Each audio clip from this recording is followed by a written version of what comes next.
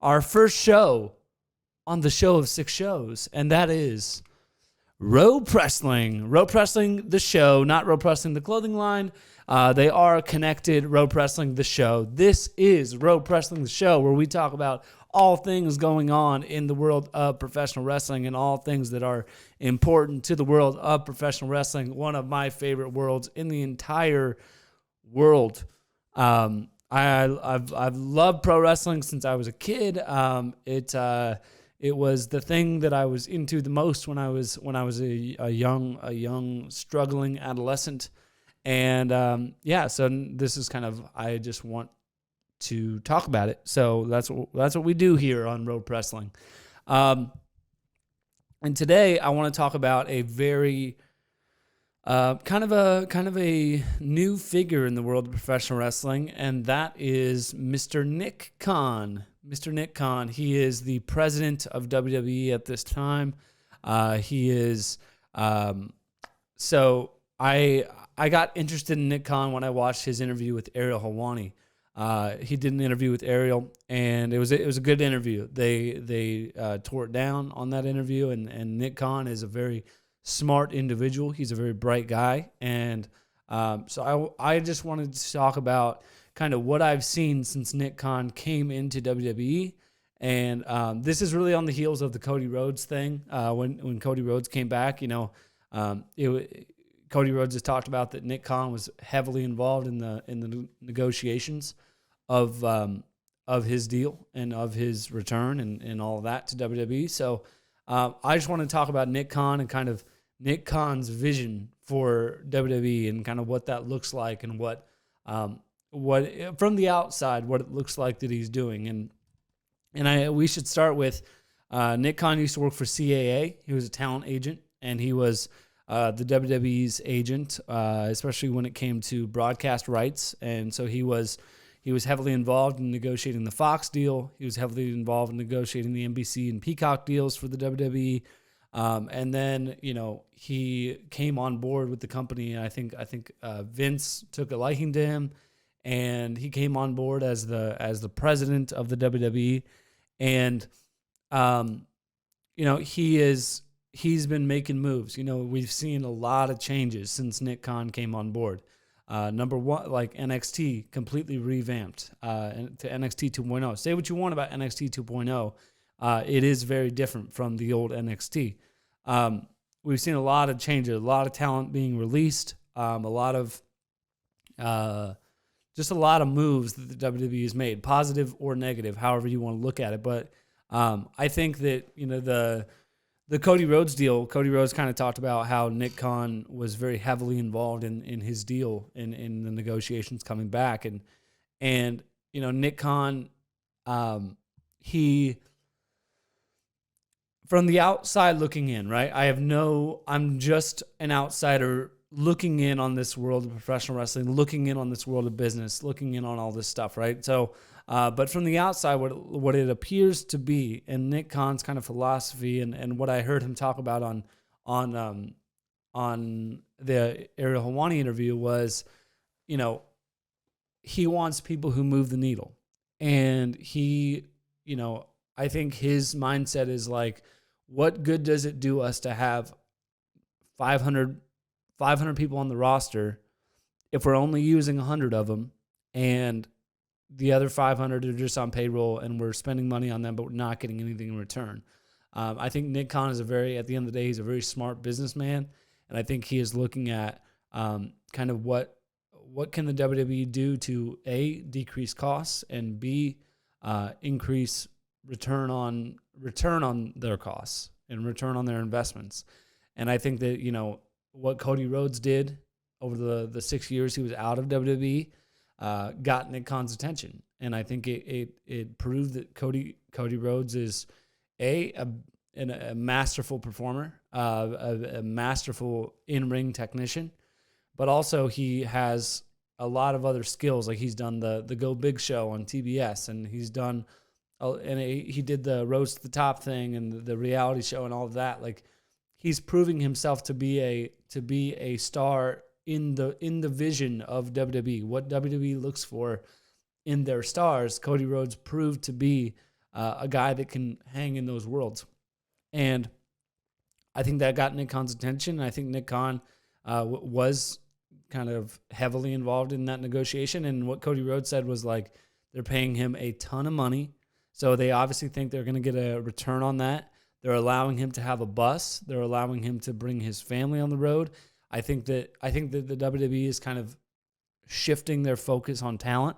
I think they're kind of shifting their philosophy on talent. I think before it was kind of a running joke in the business, right? Like WWE had all these guys on the roster. They had 500 guys on the roster, 500 guys and gals on the roster, right? And they didn't use very many of them. So people would just be on the roster, not be used on TV, used very sparingly on TV, be used on these shows like 205 Live. And while 205 Live was very good and the in-ring product was very, very good on 205 Live, it wasn't returning a whole lot for the company, I don't think. So, I think that the WWE is kind of moving toward a lower volume of talent and lower volume, having less people on the roster, less people on the books, but trying to maximize the return on each and every single one of them that they have on the books. And, I think that's such a contrast to where the WWE was just 3-4 years ago, because they had all these guys on the roster. They were just kind of sitting on people and not letting, it was like, we'd rather have them, I think they used this reference when they talked about Paul Heyman at one time, which was we'd rather have them in the castle pissing out than outside of the castle pissing in. And I think that the business of professional wrestling has changed with people like AEW and with Impact sticking around and Japan being an option for a lot of folks and stuff like that. I think that the business has changed quite a bit and the landscape of the business has changed. So now it's like, I think WWE looks at the landscape and says, okay, there's all these guys that we have on the roster that we're not using. Why don't we cut them loose? Why don't we let them go somewhere else? And potentially they can go somewhere else and do what Cody Rhodes did, create a name, create a brand for themselves. And then maybe at a later date, we'll revisit that and we'll bring them back in. That's kind of, with all the releases of the last year, I mean, it seemed like for a while there, every other day we were seeing talent being released and things like that. And I think that Nick Khan was heavily involved in those decisions. And I'm not saying that that's a good or a bad thing. I'm just saying that this is what I can see from the outside. This is probably his kind of rationale, is like, these guys who aren't maybe moving the needle, as they say, not to steal Roman Reigns' thing, but these guys who aren't maybe moving the needle as much, let's get them out of here. Let's let them go somewhere else, maybe create a new name, create a new brand, create some hype, create some buzz for themselves. And then we'll revisit that at a later date, and we'll bring them back in if we feel that they can, have something to offer from a needle moving standpoint. And I think that at the end of the day, like, Nick Khan is a good thing for the WWE. I think I think that there's a lot of people who will look at all the releases and things like that. And how could they do that? How could they do that? How dare they? And it's like, dude, it's a business. Like, the WWE is not unlike any other business. Like, no other business is going to have people just sitting around doing nothing. I mean, like, everybody in that company is there for a reason, no matter what company you're in. And WWE is no different. So the fact that they had all those guys that they're paying big money to, and that they get rid of some of those guys and focus on the people who are going to drive the needle and drive profits and things like that, I think that makes business sense. Is it the most popular decision? No. Is it ever going to be? No. Anytime you have to let people go and you have to kind of make those decisions, it's a difficult thing. And I think Vince has talked about that. I think he talked about that on the Pat McAfee show. But anytime you have to do that, it's not an easy decision to make. But I think that for the WWE, for moving the business forward, for all this stuff, it's a great thing. And for the future of the industry and for the future of the WWE, where Vince McMahon is, I mean, I hate to break this to everybody, but there will come a time where Vince McMahon will not be involved in the WWE. I mean, he'll probably be dead by that time. I mean, he's going to work till he's unable to.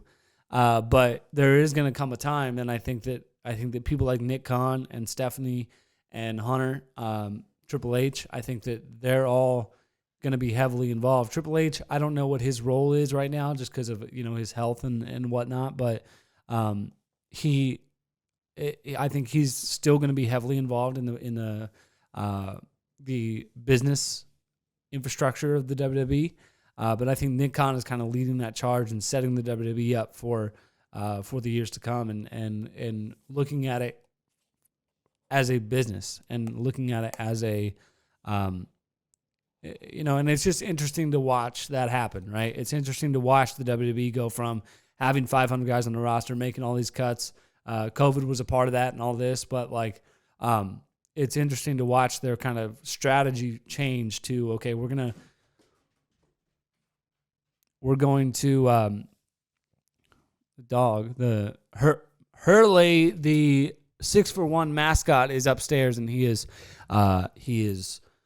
running around. So he's I apologize if that is ruining the audio for some folks, but but no. So it's just interesting to watch the whole strategy of talent for the WWE shift over the last 3 or 4 years. Like they, from the higher volume to now kind of this more focused, more intentional, more direct, more, I would say just more focused is probably the best way to put that. And they're, they're in the business of building stars, and they're kind of shifting away from the old NXT, which was bring indie guys in, and now they're going for more traditional athletes, football players, and things like that. Which I think that if WWE is going to be looked at as a viable athletic outlet for people, because it's not a sport and it shouldn't be looked at like that, but it is a athletic presentation.